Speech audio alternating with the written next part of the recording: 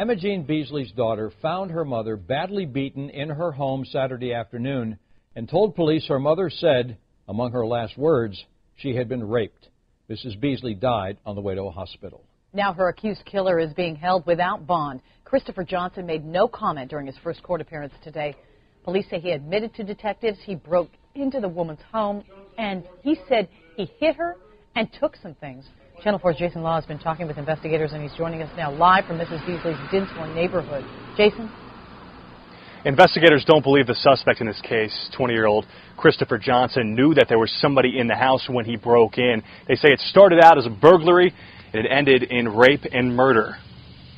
Detectives say 83-year-old Emma Jean Beasley was a shut-in. She lived with her family in this home on Civic Club Drive and almost never went outside.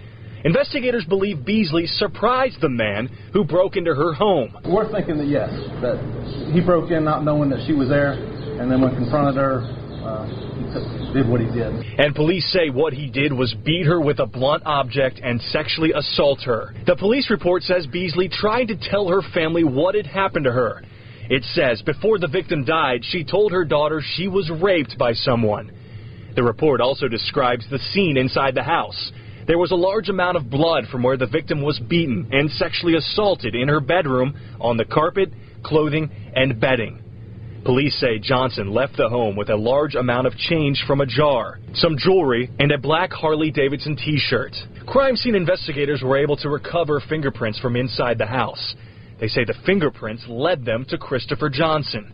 Danny Griffin was Emma Jean Beasley's son-in-law. He applauds the sheriff's office for making an arrest so soon. I expect the state attorney's office to work just as hard, just as tireless as these men and women did. And I know they're going to do it, and they're going to put this guy away, and he's never going to be where he can do this to anyone again. Johnson is being held without bond, which means he's going to remain in jail tonight and for the remaining nights until his next court appearance at least. Coming up all new at 6 o'clock, we're going to hear from this suspect's family. We spoke to his father about what he thinks about these charges against his 20-year-old son. That's all new at 6 o'clock. We're live in Dinsmore. Jason Law, Channel 4, the local station.